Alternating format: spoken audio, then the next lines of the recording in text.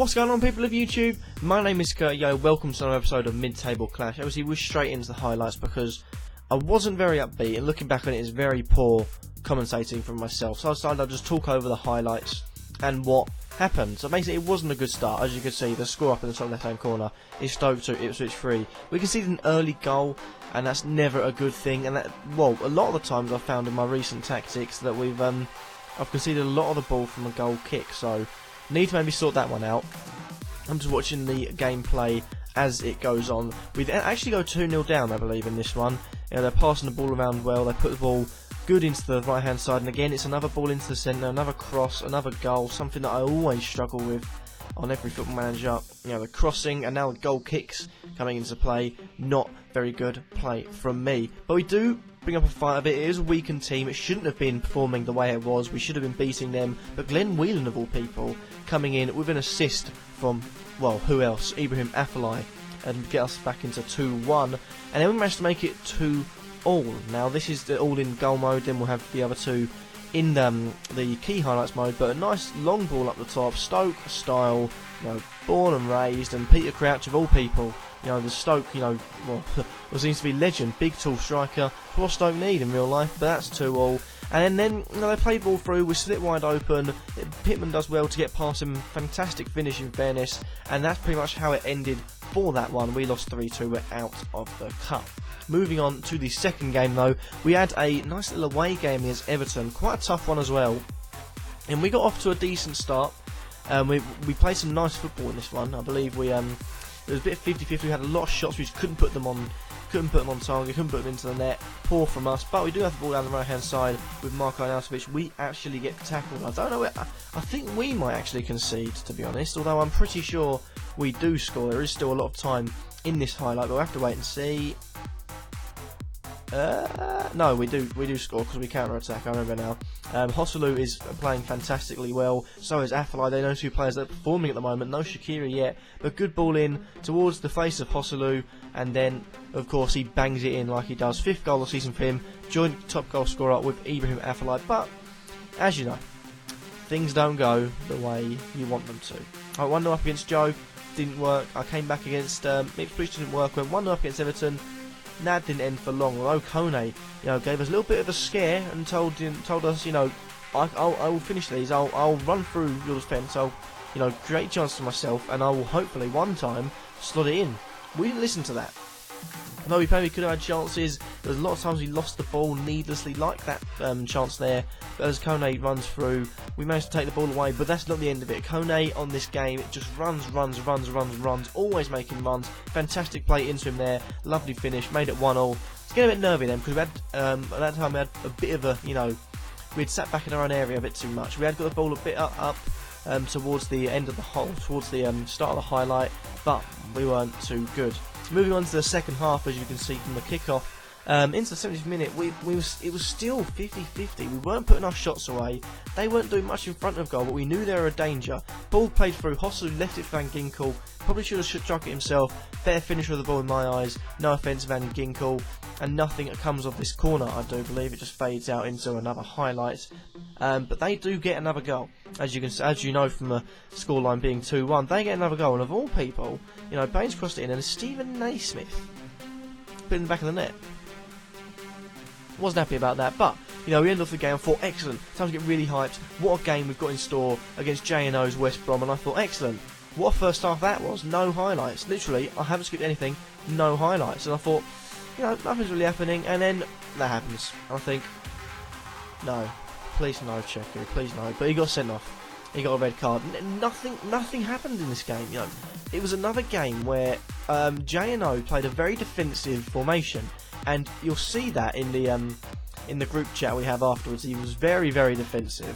It was extremely hard to play against. I'm reworking, you know, a lot of the tactics. I'm building a brand new tactic, but James Morrison managed to pick up a goal. Nothing else happened in that game except for this last corner when maybe we were a bit lucky. Good save from Jack Butland, but you know, what can you do? We lost this game ultimately, and that's where I'm going to sign off. Hopefully you've enjoyed this episode. Sorry again, I'm talking over things, but like I say, poor commentary from myself, which I apologise for. I will be back in full force in the next episode, which is episode 5, I believe. You know, no games against any other YouTubers, but Let's get into the call. Right, so everyone ready? Yeah. Cool. Every time. I was literally about to start, and then bang. Joe ruins another intro. Jesus Christ. Anyway, guys, JNO here. Joe will shush because I'm going to do the intro and we're just going to start. And I'm here with Joe, Dave, and Kurt, and we're doing the Skype call after Mid-Table Clash episode 3. Correct me if I'm wrong. I think it's 4, isn't it? Yeah, mate. 3.5. It was half, wasn't it? We only did 2 games, apart from if we're in the cup. The guys will talk about their cup games. And basically this is where we either take the piss out of each other if we've done bad, or if we've done well, we gloat. So, speaking of people not doing as well as they usually do, let's start with Kurt. How did your games go? You had a cup game to start off with, didn't you? Yeah, had a cup game. Went into that with a bit of, oomph. I'd lost a game, but I thought, you know what? I lost that game, but I know I'm better than that. And I proved to myself I'm not better than that as I lost that cup game. So I thought, it's only a cup. I had weak players in. Bloody Glenn Whelan scored one of the goals. Come on. So I went into the Everton game being like, you know what? It's time to push on, time to get a win. So I thought, maybe let's get it next game because we weren't on our best game. So I thought, right, 3 losses in a row now. It's time to give the fans what they want. And I thought, we'll wait for Man City to make it a little bit bigger. And that's why I just chose not to win any of my 3 games this episode. Just to give the fans a big win. Against picking up games. No, but I came up against Ipswich and definitely Ipswich. Played defensive formation. I knew when I saw the West Brom formation I was going to have trouble, as I had trouble against Palace even with 10 men. And the Everton game I was just beaten by a better team. Nothing more to say. I heard that West Brom manager went proper defensive against you. It was like playing against a Jose Mourinho 12 at the back. Jesus. Alright, and Dave, how did your episode go? Obviously, I only had the 2 games. I was knocked out in the cup last episode by Wolves. Played Newcastle, got a strong 3-1 victory. I had a run of losses in the last episode, so I started at the end of the last episode. I switched to 2 strikers, so Big Gomis and Adair up top. And against Villa, it worked. Stick with the same formation against Newcastle. Got good, I think it was 3-0 up actually. And then we travelled to Old Trafford, and I think we played okay, but like everything Rooney was touching was turning into goals, and literally 3 of his 4 goals this season have come against us, unfortunately. But we played okay, and it's something to build on anyway. Yeah, I saw that. I saw how Rooney had just literally taken almost every single one of his chances. Yeah, every touch it was turning into a goal for Rooney, and he'd only scored 1 goal prior to the game. It's just typical that he's to score a hat-trick against us anyway. He won't score for the rest of the season. Yeah, exactly, yeah. Unless he plays us. And Joe, how did your episode go? Any more red cards? It was better. Only the one this week. Well done. I'm proud of you. A much better week this week. I beat Spurs in the Cup 2-1 in extra time.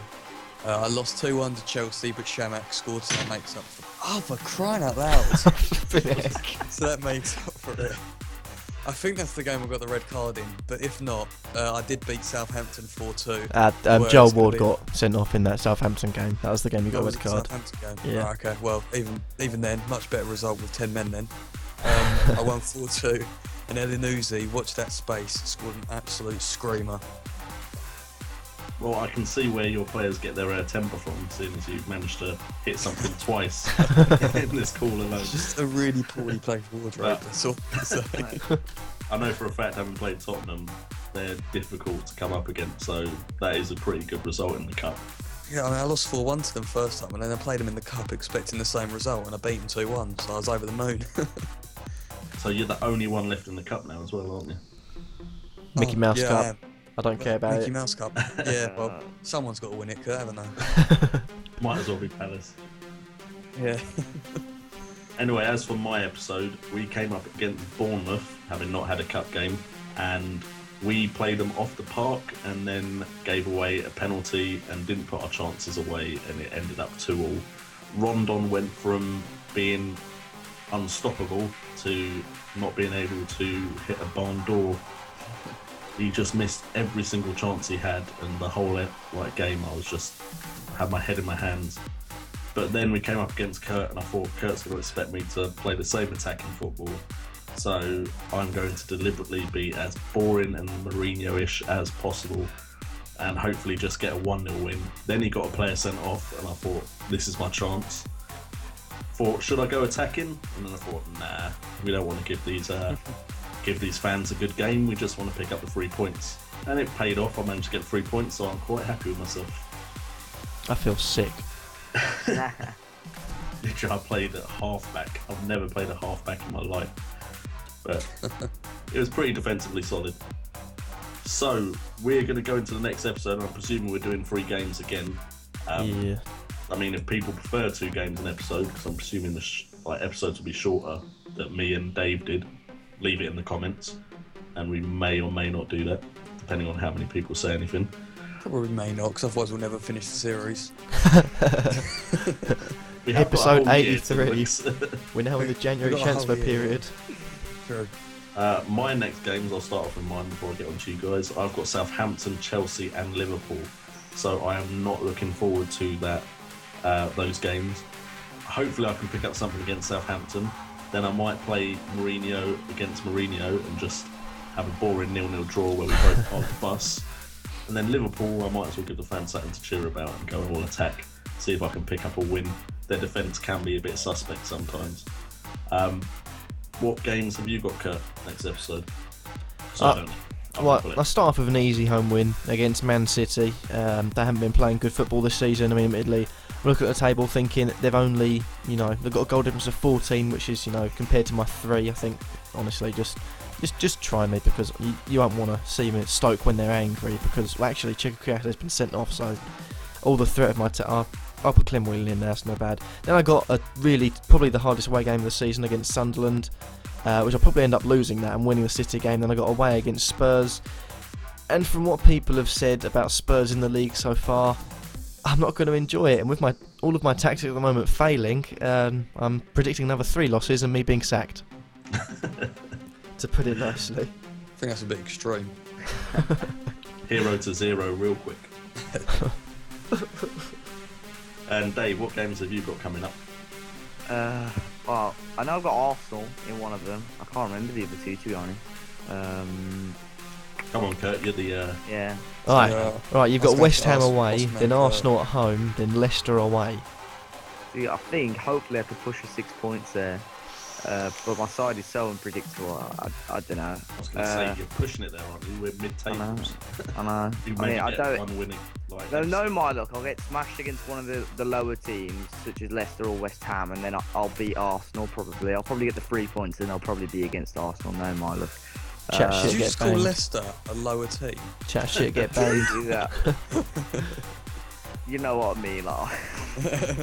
But yeah, that's probably what will happen. But I think we're playing better football. It's happened to me before. I played lone striker for most of the game with a beta, and that as soon as it switched to a full game, I've had to change to 2 strikers, and it's worked pretty well. So hopefully I'll grab a few more goals than I was getting beforehand anyway. All right, and Joe. Bossman Kirk, can you tell me my fixtures, please? I'm on it. The fact that I have to look at the Premier League table every time I switch over to see someone's fixtures and see myself. Shame, I guess, isn't it, to see Crystal Palace on top of the pile, isn't it? Hey, I'm still bottom of the pile as far as us 4 can. Actually, no, I'm bottom. It's me in 4th, then you in 3rd, Swansea in 2nd, then Palace in 1st. The end of my episode is completely wrong then.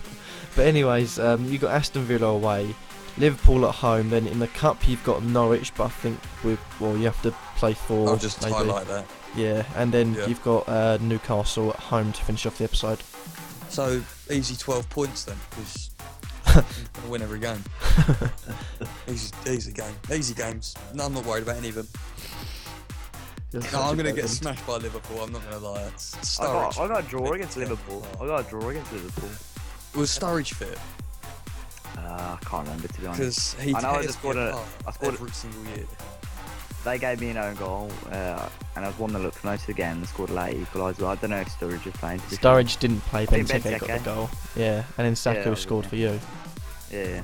Well, you never know. Hopefully hopefully I'll get the 3 points. But, you know, if any of my wingers get injured, to add to my very long injury list where I've got no reserve players, I'm going to be pretty screwed. All right, well, I think that wraps it up then for this Skype call. So make sure you go and check everyone else's channels out. Links will be in the description. And make sure you're ready for the next episode, which hopefully will get done some point soon. Anyway, from me, JNO, I'll catch you guys later. And goodbye from everyone else. Bye. See ya.